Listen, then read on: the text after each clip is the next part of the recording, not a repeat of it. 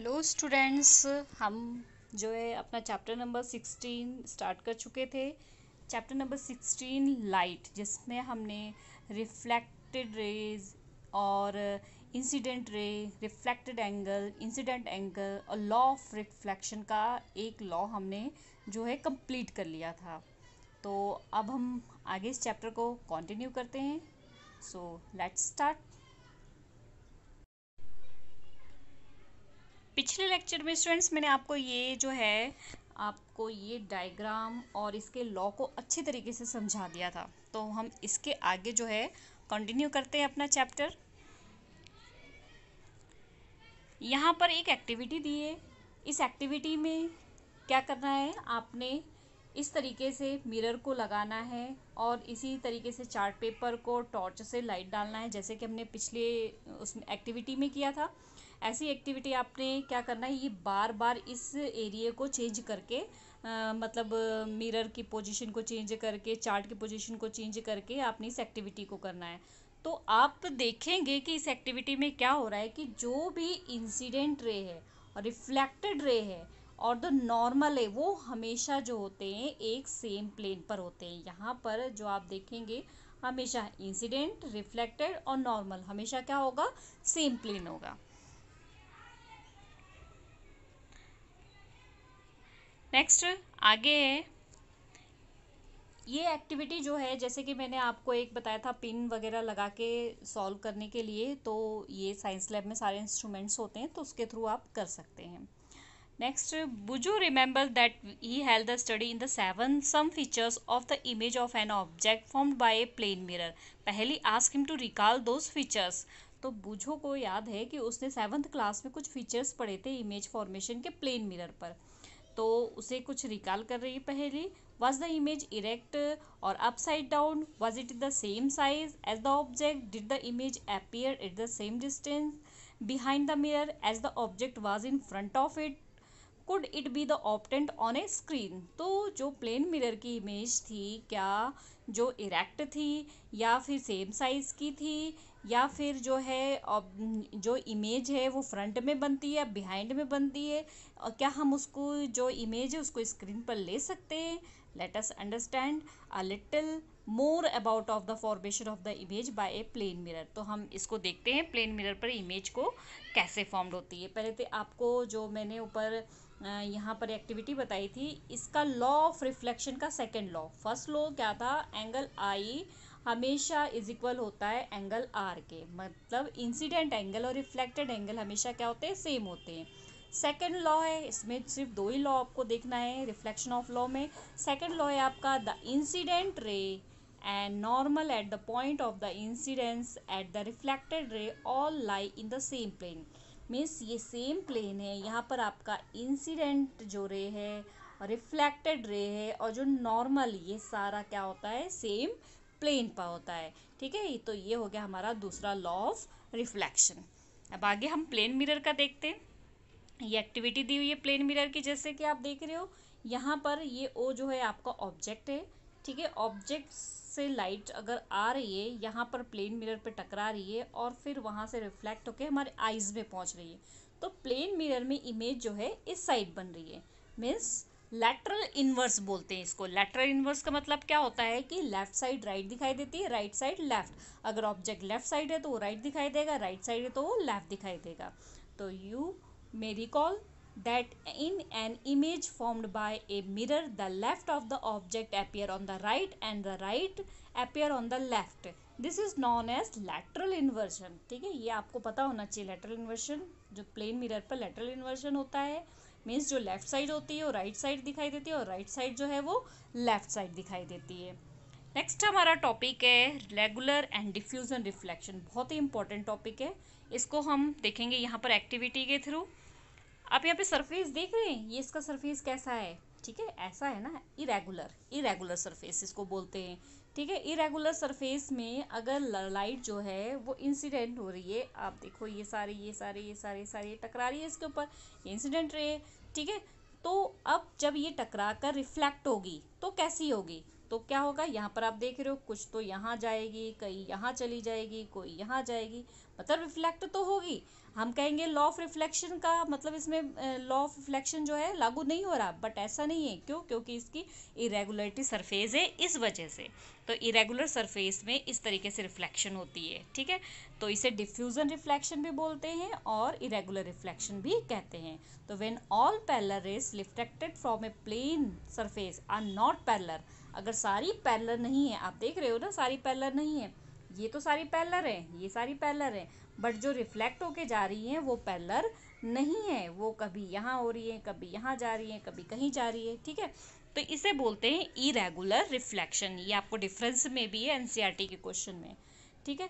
और regular reflection कैसा होता है, आप यहाँ डायग्राम में देख रहे हो रेगुलर रिफ्लेक्शन कैसे होता है। ये प्लेन मिरर है, ठीक है।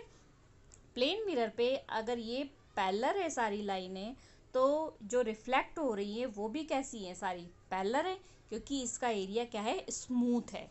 तो जो प्लेन मिरर होता है, स्मूथ एरिया होता है, वहाँ पर कैसा रिफ्लेक्शन होता है, रेगुलर रिफ्लेक्शन। तो ये आपको याद रखना है कि जहाँ इरेगुलर एरिया होता है वहाँ पर डिफ्यूजर रिफ्लेक्शन होता है, और जहाँ पे प्लेन एरिया होता है वहाँ पर रेगुलर रिफ्लेक्शन होता है। Do we see all objects due to reflection of light, हमें पता है कि हम देख सकते हैं सारी चीज़ों को रिफ्लेक्शन ऑफ लाइट की वजह से, ठीक है। Nearly everything you are around in see due to reflection light. Moon एक एग्जाम्पल है आपके पास, आप सारी चीज़ों को रिफ्लेक्शन की वजह से देख सकते हो, तो मून भी एक एग्जाम्पल है। मून की अपनी खुद की लाइट नहीं होती, आपको पता है ना। वो क्या करता है, सन से लाइट रिसीव करता है और फिर उसको रिफ्लेक्ट होके हमारी आंखों पर पड़ता है, जिसकी वजह से हमें मून जो है दिखाई देता है, ठीक है। और इस तरीके से कोई भी ऑब्जेक्ट जो है वो किसी दूसरे की लाइट की वजह से जो है चमकता है, उसे क्या बोलते हैं, इल्यूमिनेटेड। ये आपको पता होना चाहिए। कोई ऑब्जेक्ट जो है वो किसी दूसरे की चमक से जो है चमकता है, उसे बोलते हैं illuminated object. Can you name some other और सच ऑब्जेक्ट, क्या आप कुछ और ऑब्जेक्ट्स के नेम बता सकते हैं, ठीक है। तो और ऐसे ऑब्जेक्ट जिनकी खुद की लाइट होती है, ठीक है, जिनकी खुद की लाइट होती है उन्हें क्या बोलते हैं, ल्यूमिनस ऑब्जेक्ट।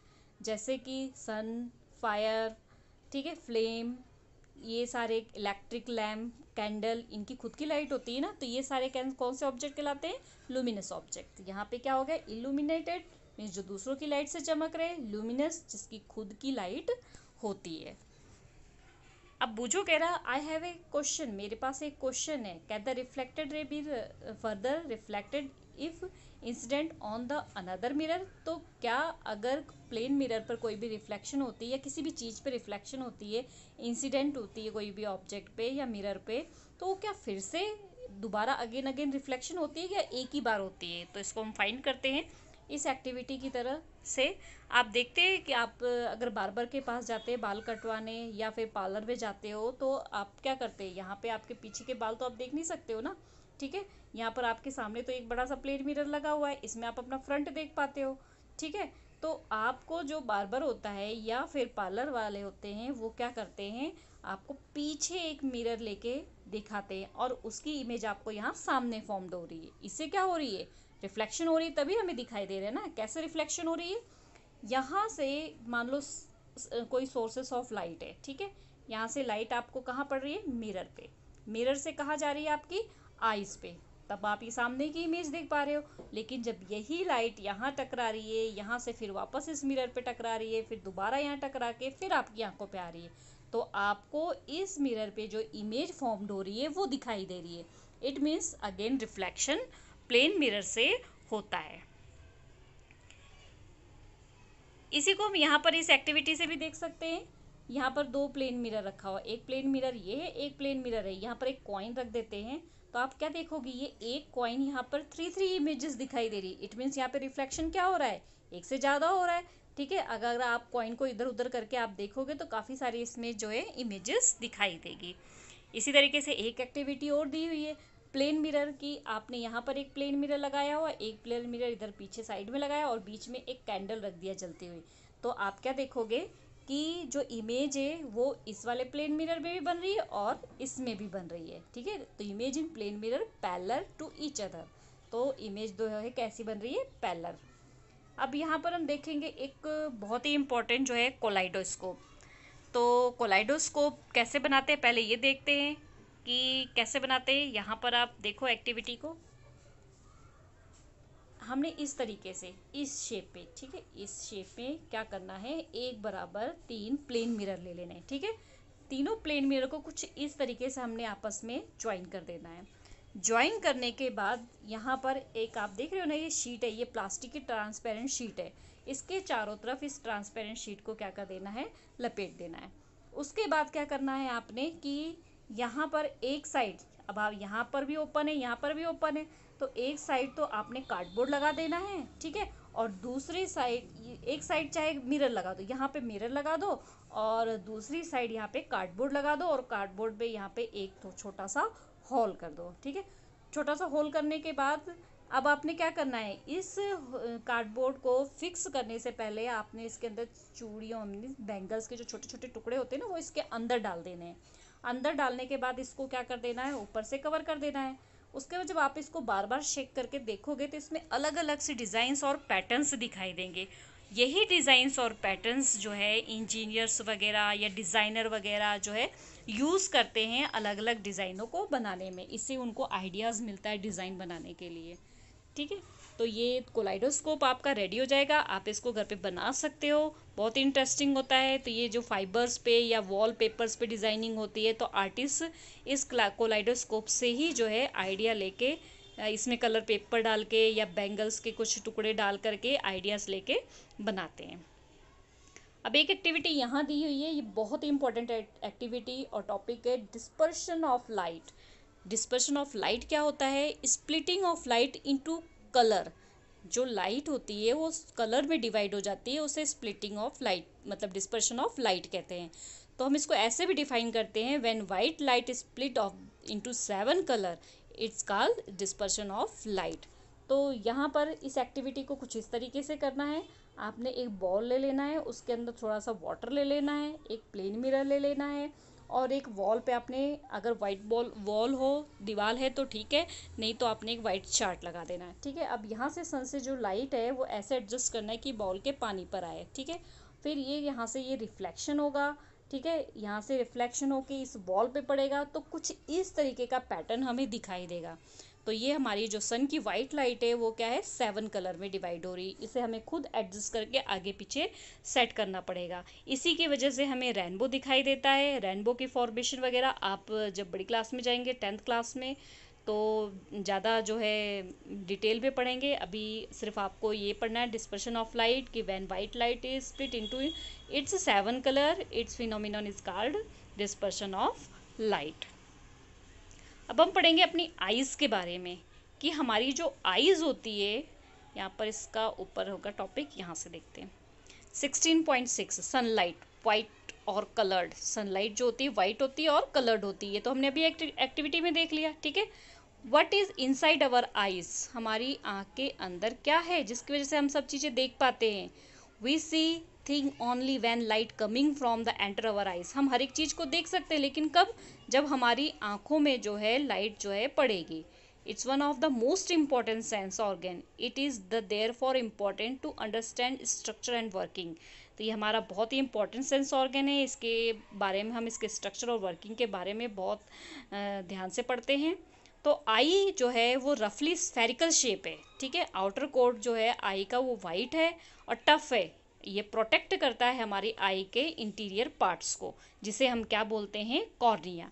ये क्या होता है, हमारा ट्रांसपेरेंट पार्ट होता है, कॉर्निया होता है जिस जो हमारी आईज को प्रोटेक्ट करता है, जिसे हम क्या बोलते हैं, कॉर्निया, ठीक है।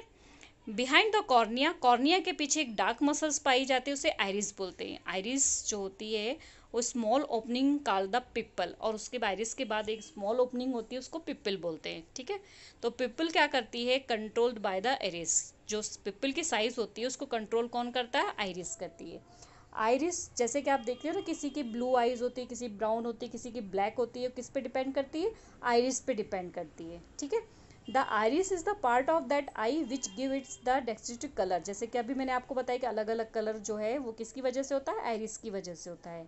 When we say that the person has green eyes, we refer the actually of to the color of the iris. The iris control the amount of the light entering into the eye. Let us see how. तो अभी मैंने आपको बताया कि iris की वजह से अलग अलग जो कलर्स होते हैं वो होते हैं, और हमारी आँख में जो लाइट की एंटरिंग होती है वो भी किस पे डिपेंड करती है, आइरिस पे डिपेंड करती है कि कितनी अमाउंट में लाइट हमारी आँखों में जा पाएगी। तो यहाँ पे कुछ हम स्ट्रक्चर देख लेते हैं कि इस चैप्टर में ये डायग्राम बहुत इंपॉर्टेंट है। कई बार ये डायग्राम आ जाते हैं, इसकी लेबलिंग करनी होती है आपको, कई बार आपको पूरा डायग्राम ही बनाना पड़ता है। तो यहाँ पे सबसे बाहरी जो है वो क्या है, कॉर्निया, ठीक है। यहाँ पर ये लेंस है, यहाँ पे आइरिस है, ये कॉर्निया जो लेंस है उसको पकड़ के रखा है वो कौन होता है, सीलियरी मसल्स। यहाँ पर होती है आपकी रेटिना, ठीक है। रेटिना के बाद यहाँ होती है ऑप्टिकल नर्व। ऑप्टिकल नर्व, अब यहाँ पर क्या होता है, जब यहाँ से लाइट एंटर करती है हमारी आइज़ में तो लेंस से होते हुए रेटिना पर आती है, रेटिना पर इमेज फॉर्म होती है, और ऑप्टिकल नर्व उसको किसके पास लेके जाता है, उसको ब्रेन के पास लेके जाता है, और ब्रेन जो है उसको आइडेंटिफाई करता है कि हम क्या देख रहे हैं, ठीक है। तो आपने पढ़ा हुआ है कि the lens focal light on the back of the I on the layer of card retina. जो फोकस होती है लाइट की लेंस से, हमारी आइज़ की लेंस से जहाँ पे हमारी इमेज बन रही है उसे क्या बोलते हैं, रेटिना। अगर कोई क्वेश्चन पूछे कि हमारी आइज़ में इमेज कहाँ बनती है तो कहाँ बनती है, रेटिना पर, ठीक है। Retina contain several nerve cell. Retina में बहुत सारे नर्व सेल होते हैं जो सेंसेशंस होते हैं, ठीक है। तो ये क्या करते हैं, अभी मैंने आपको बताया था यहाँ पर नर्व सेल्स होती हैं जो कि क्या करती है, ब्रेन तक मैसेज को पहुँचाती हैं, ठीक है। यहाँ पे टू काइंड्स ऑफ सेल होते हैं, दो तरीके के सेल होते हैं। एक कोन सेल होते हैं जो सेंसिटिव ऑफ क्या होते हैं, ब्राइट लाइट के। दूसरा रॉड सेल होते हैं जो सेंसिटिव किसके होते हैं, डिम लाइट के, ठीक है। तो आगे बिसाइड कौन सेंस कलर, जो कौन होते हैं वो कलर को सेंस करते हैं, मीन्स जहाँ पर कौन सेल्स होंगी वहाँ पे क्या होगा, सारे कलर में दिखाई देंगे, ठीक है। At the junction of the optical nerve that the retina there are no sensory cell, so the vision is possible at that spot, this is called blind spot. क्या होता है कि ये ऑप्टिकल नर्व और रेटिना के बीच में एक spot होता है जिससे क्या बोलते हैं, जहाँ पे कोई भी सेंसरी सेल नहीं होती है, वहाँ पे कुछ भी हम विजिबल पॉसिबल नहीं होता, कोई भी चीज़ देखना पॉसिबल नहीं होता है, इसे क्या बोलते हैं, ब्लाइंड स्पॉट, ठीक है। तो ये आपको जो है आइज़ के स्ट्रक्चर अच्छी तरीके से आई होप समझ में आ गया होगा। तो नेक्स्ट टॉपिक हम नेक्स्ट लेक्चर में पढ़ते हैं।